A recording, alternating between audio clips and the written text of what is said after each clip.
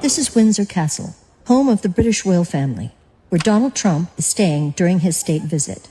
And this is a film about Trump's relationship with the world's most famous pedophile, Jeffrey Epstein. Their friendship goes back to at least 1992, when the two of them are filmed laughing together.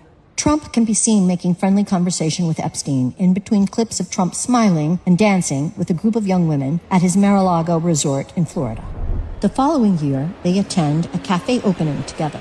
And a month after that, Trump invites Epstein to his wedding. In 1995, a young woman called Maria Farmer is working for Epstein in Manhattan. Late one night, she says, Epstein unexpectedly calls her to his offices, and she arrives in running shorts. Donald Trump then turns up, wearing a business suit, and starts to hover over her. Ms. Farmer feels scared as Trump stares at her bare legs. Then Epstein enters the room, and she recalls him saying to Trump, "No, she's not here for you." The two men then leave the room, and Ms. Farmer says she heard Trump commenting that he thought Ms. Farmer was 16 years old. She says she later reported the incident to the authorities. Trump denies he was ever in Epstein's office. 1993 to 1997, Trump takes at least 8 flights on Epstein's private jet, according to flight logs released by the U.S. Department of Justice. The plane is later dubbed the Lolita Express, a reference to the character in the Nabokov novel by the same name, a 12-year-old child who is sexually abused by an older man. 1997. Trump and Epstein are seen together at 2 Victoria's Secret parties and are photographed together at Mar-a-Lago.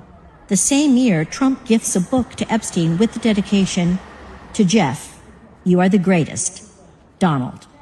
2000. A 16-year-old girl, Virginia Jeffrey, is working in the spa at Trump's Mar-a-Lago resort. There, she is recruited by Epstein's accomplice, Ghislaine Maxwell, to work as a personal masseuse for Epstein.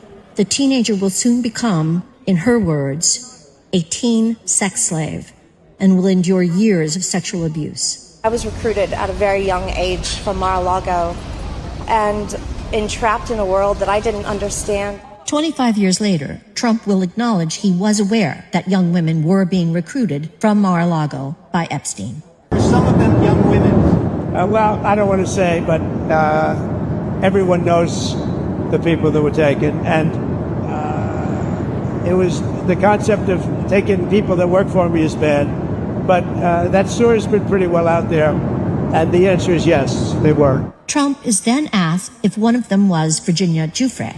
I think she worked at the spa. I think so. I think that was one of the people, yeah. He stole her. 2 years later, after Jeffrey was recruited from his club by Epstein and Maxwell, Trump tells New York Magazine he thinks that Epstein is a, quote, terrific guy, and that they have known each other for 15 years. He's a lot of fun to be with, Trump says. It is even said that he likes beautiful women as much as I do, and many of them are on the younger side. 2003. Trump draws a message in a book made for Epstein's 50th birthday. The drawing depicts a woman's breasts and is accompanied by text written by Trump to Epstein that includes the line, quote, "We have certain things in common, Jeffrey," end quote.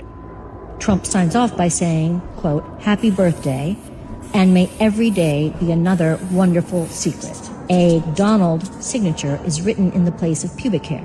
22 years later, Trump will begin legal action against the Wall Street Journal over their reporting of the drawing, claiming it doesn't exist. Epstein's estate then releases the drawing to Congress. Another entry in the birthday book contains a photo of Epstein holding a novelty check bearing Donald Trump's signature, along with a note suggesting Epstein, quote-unquote, sold Trump a woman for $22,500. It's unclear if the photo and accompanying note is a joke or not. 2004.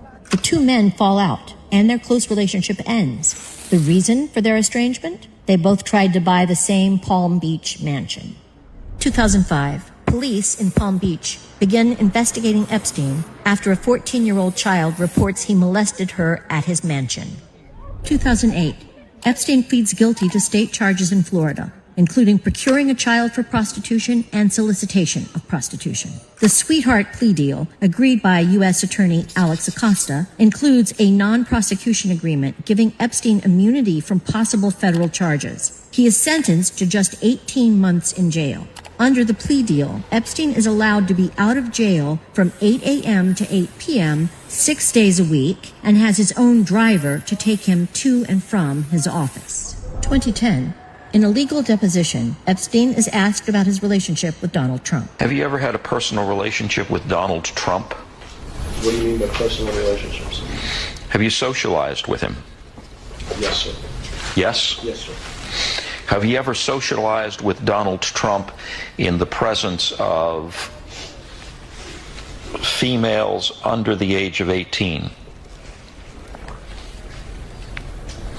Though I'd like to answer that question, at least today, I'm going to have to assert my 5th, 6th, and 14th Amendment rights, sir. By the way, this was around about the time that Prince Andrew was photographed walking with Epstein in Central Park. 2016. According to award-winning CBS News producer Ira Rosen, Maxwell confirms to him that Epstein secretly taped his famous friends, including Trump and Bill Clinton. February 2017. Donald Trump, now President of the United States, nominates Alex Acosta, the man behind Epstein's sweetheart plea deal, to be his Secretary of Labor. August 2017. Epstein conducts a series of taped interviews with the journalist Michael Wolff, research for a potential book Wolff hopes to write. In the interviews, Epstein claims Trump first slept with Melania on the Lolita Express and also says he was Trump's closest friend for a decade. So how do you know this? Donald's closest friend. July 2019. Epstein is arrested in New York on federal sex trafficking charges. The truth about his decades-long history of child abuse is finally being widely reported. A month later, he is found dead in his jail cell. The authorities declare his death a suicide. 2020. Maxwell is charged with federal crimes for helping recruit underage girls for Epstein and participating in the abuse herself. Trump is asked about the charges and replies, I just wish her well, frankly. I've met her numerous times over the years, especially since I lived in Palm Beach, and I guess they lived in Palm Beach. But I wish her well. 2024. Asked about whether he would release the so-called Epstein files, information about Epstein's crimes, and potentially his famous accomplices, Trump seems unsure. Would you declassify the 9/11 files? Yeah. Would you declassify JFK files? Yeah. Would you, I did a lot of it. Would you declassify the Epstein files? Yeah, I would. All right. Yes, I would. I think that less so because, you don't know. You don't want to affect people's lives if it's phony stuff in there because there's a lot of phony stuff with that whole world. 2025. Trump is now president again, and his administration blocks release of the Epstein files. It is soon revealed that his attorney general, Pam Bondi, told Trump in May that his name is in the files before authorizing the release of a handful of transcripts only. Trump's one-time personal lawyer, now Deputy Attorney General Todd Blanche, then meets Ghislaine Maxwell in prison for 9 hours. Amid speculation of a quid pro quo to protect Trump, days later, Maxwell is moved to a low-security prison famous for its comfortable conditions and known as Club Fed. This is what we know.